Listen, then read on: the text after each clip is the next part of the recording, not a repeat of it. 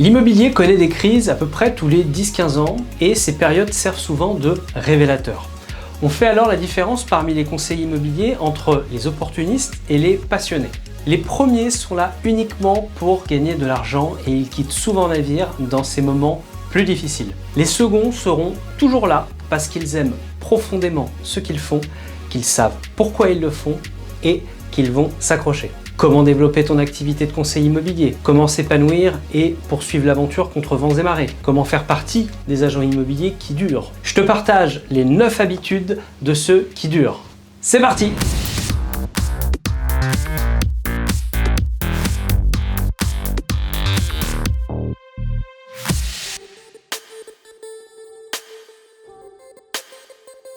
Entre le moment où tu commences à être performant et le moment où tu perçois les fruits, il se passe souvent quelques mois.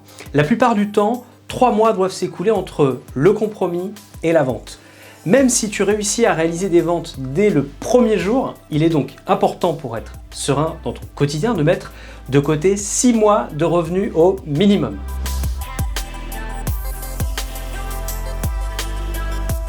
Ça peut te sembler trivial, mais pour devenir un conseiller immobilier ou un agent immobilier qui développe son activité sur la durée, il faut être aligné avec ce que tu fais tous les jours. Il faut aimer être en contact avec des personnes, résoudre leurs problèmes, travailler, et bien même s'il n'y a pas de rémunération à la clé tout de suite. Il faut être prêt à l'entendre, mais il y a entre 20 à 30% des actions qui ne vont pas convertir. Regarde ces chiffres pour prendre conscience de ce qui se joue. Tu vas devoir réaliser 5 à 10 visites pour décrocher une offre, distribuer 1000 flyers pour décrocher un rendez-vous. Et je te parle bien d'un rendez-vous, pas d'un mandat de vente. Mais retiens aussi ceci. Un top conseiller convertit une offre pour environ 3 à 5 visites. Par contre, un conseiller immobilier qui ne sait pas cibler ses acheteurs ou qui rentre des biens de mauvaise qualité aura besoin de réaliser 15 à 20 visites pour décrocher peut-être une offre.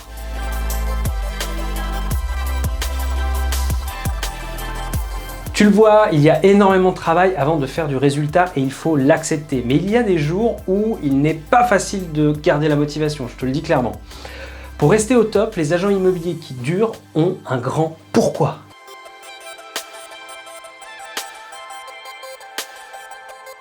Beaucoup de conseillers immobiliers gagnent très bien leur vie parce qu'ils savent pourquoi ils sont là.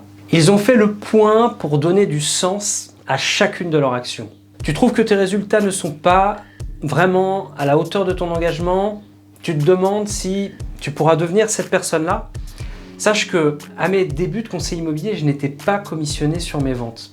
J'étais en contrat d'alternance à l'époque. Et ce qui m'a motivé quand j'ai commencé, c'est le sourire de mes clients. Voir la joie s'afficher sur leur visage quand tu leur présentes une maison qui correspond tout à fait à leurs critères. Et bien ça transforme vraiment tes journées. Permettre à des gens de changer de logement, c'est un acte qui est fort. Il faut garder en tête l'image de leur satisfaction car on ne convertit pas à tous les coups. Comment fais-tu pour trouver ton pourquoi? Quand je forme mes conseillers, je leur propose de commencer par déterminer leurs objectifs de vie. Veulent-ils devenir propriétaires d'une maison? Veulent-ils s'acheter une voiture? Veulent-ils partir en voyage? Après avoir couché sur le papier leurs objectifs de vie, l'étape suivante est d'estimer le chiffre d'affaires nécessaire à la réalisation de leurs rêves. Car ne l'oublie pas, un rêve écrit sur papier avec une date devient un but élaboré en étapes devient un plan et un plan combiné à des actions devient ta réalité. Il faut savoir être patient car la confiance est souvent longue à installer. Tu ne deviens pas un agent immobilier reconnu sur ton secteur du jour au lendemain. Les gens commencent par te voir en porte-à-porte, sur les réseaux sociaux, sur les événements locaux, les foires.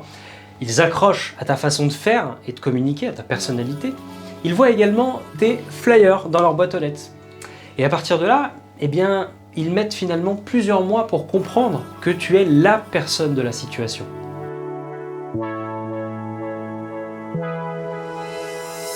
On en a parlé tout à l'heure de cette trésorerie qu'il faut avoir pour sécuriser ton activité. On va en parler avec le RMC, le revenu mensuel cible. Dans le RMC, il y a ce qu'il faut pour réaliser tes rêves, l'argent qu'il te faut pour vivre au quotidien et l'argent à mettre de côté pour te sécuriser et gérer les prochaines crises. Une fois les objectifs personnels mis noir sur blanc, tu détermines combien tu dois gagner pour les satisfaire. En analysant le marché immobilier, tu évalues combien de ventes il faut réaliser.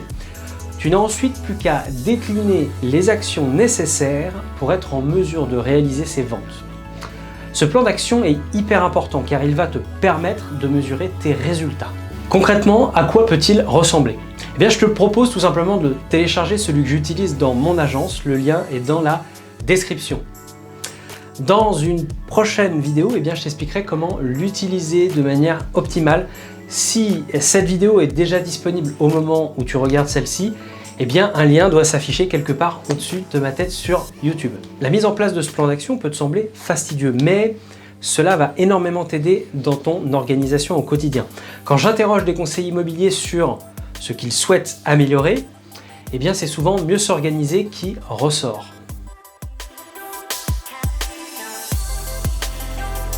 Il y a des moments plus difficiles que d'autres dans la vie d'un conseiller immobilier.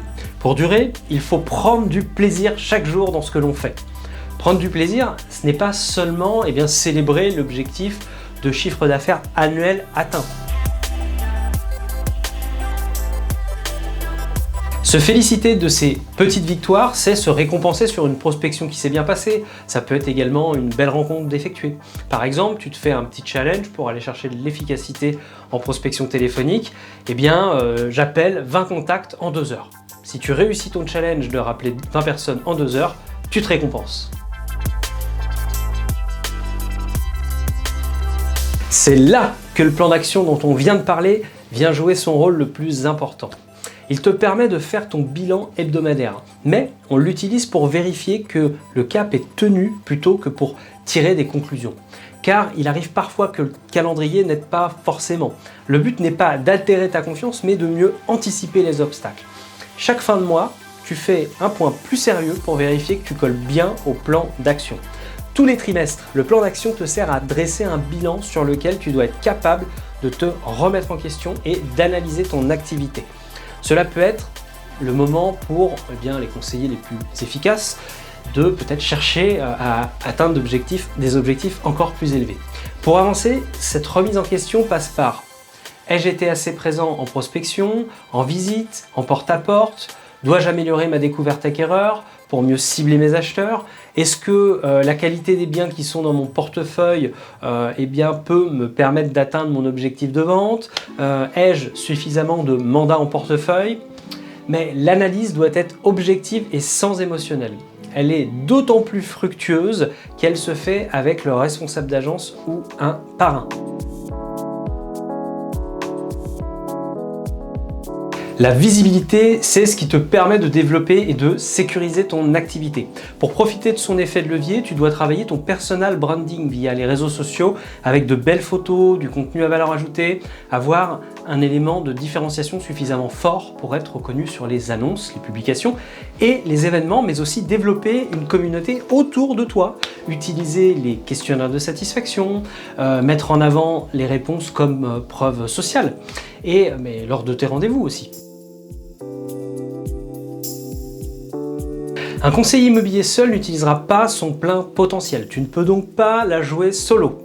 S'entourer, c'est travailler au sein d'une agence et avoir un esprit d'équipe qui est fort, se rapprocher de personnes qui te permettront d'apporter à tes clients des solutions 5 étoiles. Par exemple, ça va être un diagnostiqueur, des artisans du bâtiment, une société qui fait du débarras, un jardinier, des agences immobilières partenaires pour proposer plusieurs estimations du bien, un notaire, un juriste. Trouver des prestataires pour aussi développer ton activité et ta visibilité digitale, comme un rédacteur web, un webmaster, un community manager, un marketeur. Ah, j'allais l'oublier, le caméraman photographe.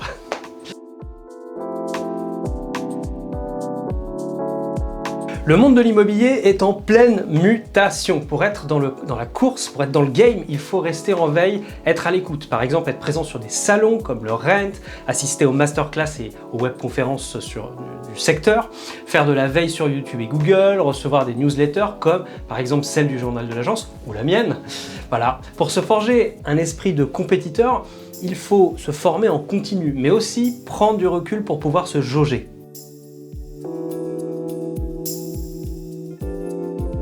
J'aime me rappeler la réponse du tennisman Novak Djokovic quand on lui demande « Comment faites-vous pour être toujours meilleur ?» Celui-ci répondit au journaliste « C'est simple, je travaille sans cesse les bases. Service, coup droit, volée, revers. Service, coup droit, volée, revers. » C'est ça de jamais oublier les fondamentaux. Et ça marche aussi pour l'immobilier.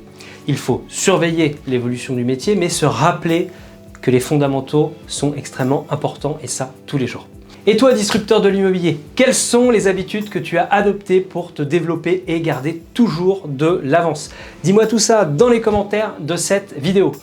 Quant à moi, je te rappelle que tu peux mettre un petit pouce bleu si tu as aimé cette vidéo, t'abonner et activer la cloche pour être informé à chaque fois qu'il y a un nouveau contenu. Je te dis à bientôt, ciao, bye bye!